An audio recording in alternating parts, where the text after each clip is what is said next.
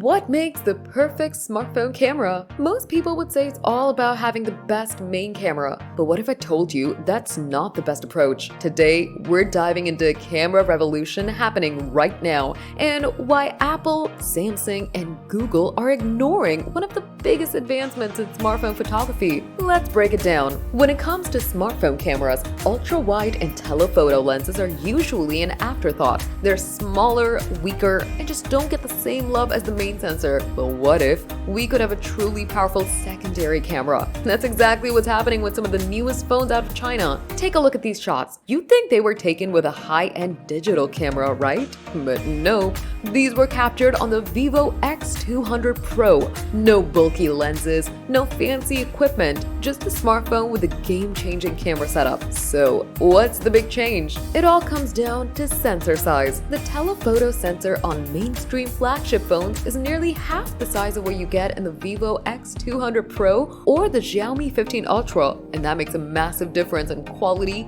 detail, and low-light performance. Just look at this close-up shot of a hairy flower beetle. You can see the pollen grains on its legs. It's insane. Now, here's where it gets interesting. Samsung, Apple, and Google still rely on ultra-wide cameras for macro shots. That means you have to get ridiculously close to your subject, often scaring it away. Meanwhile, Chinese brands have been quietly pushing the boundaries of smartphone photography for years, adding bigger sensors, better zoom, and innovative features that mainstream brands continue to ignore. So, what do you think? Should Apple, Samsung, and Google step up their camera game? Or are they playing it too safe? Drop your thoughts in the comments below.